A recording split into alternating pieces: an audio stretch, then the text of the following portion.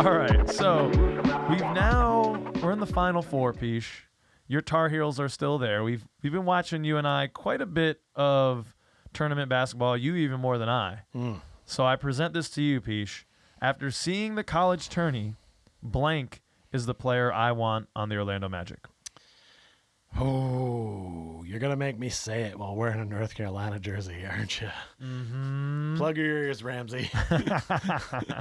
It's got to be Paolo. I like what he's doing in this tournament. He's definitely the things that I said about him before when our player review, which were all mostly good, but it didn't look like he had that killer instinct. And I said I didn't like how they lost in the ACC tournament. I didn't like how they lost their last game at home to UNC. Right.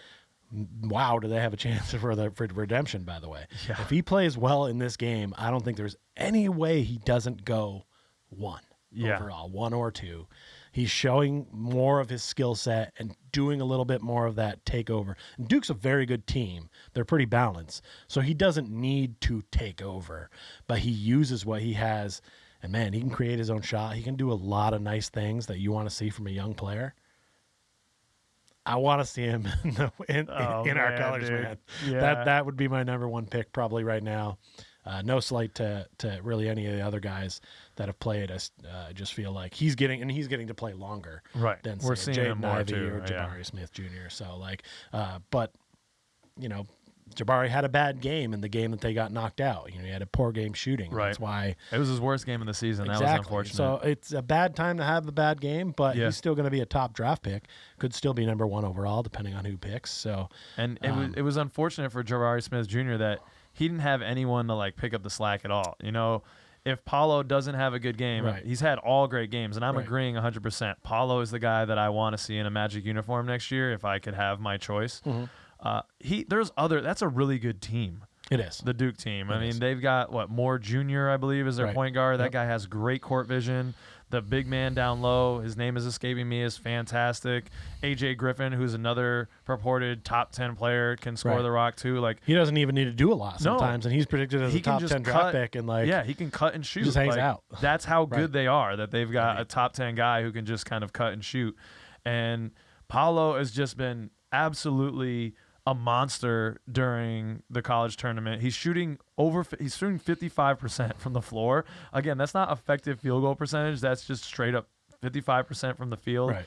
About 19 points, 6.6 rebounds, 3.2 assists, just bringing intensity and the wing things that we talked about when we were doing our first player reviews. We're both still really high on Jabari Smith Jr., I think. That guy's going to be a great player. But as I've been kind of mulling it over and watching more, I just feel like the skill set of Paolo fits in much better with the current team.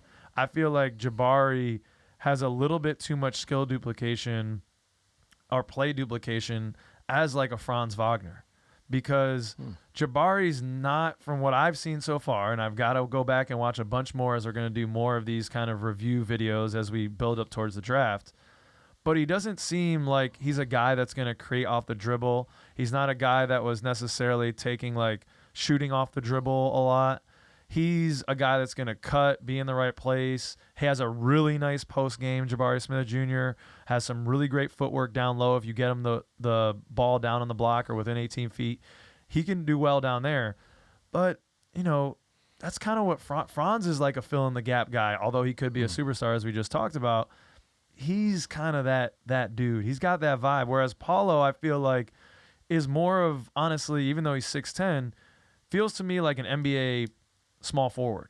Right. In that he dribbles a lot more. He'll shoot off the dribble, shoot off the bounce, like a Carmelo Anthony, Paul George, those types of guys that have the rock in their hands and can be dangerous. At this point, if you're not at least 6'10", the top of the NBA draft has almost no use for you unless you're super skilled like Jaden Ivey. Right. So it's sort of like that. It's getting to be that way that there's going to be more threes that are 6'10", and at some point shooting guards who are 6'9", because everybody's just taller. Everyone's now. bigger, right? Yeah. This is like amorphous type of league, and you're not worried his crazy whatever thing that Paolo has going on with the weight loss and the sweating symptoms. He has some type of I don't want to call it a disorder, but like an overactive sweat glands. Sweat gland, yes. So you said he loses like 7 pounds? I believe they said he lost 7 pounds during one of the last games, which is incredible, by the way. Yeah. People would be lucky to lose that amount.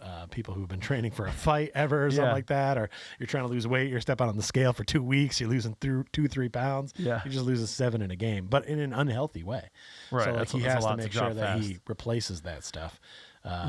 And I just think like the NBA game is going to work better for that because there's a lot of stoppages where he can get the hydration, better sciences. And I think he's been playing better in the tournament because there's so many stoppages for the TV timeouts and looking at stuff. So he can stay well hydrated even at the end of games.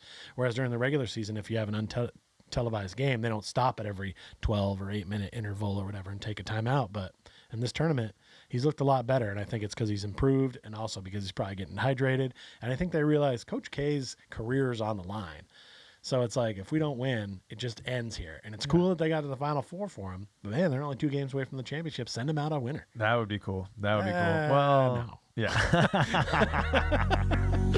Damn Tar Heel fans. All right.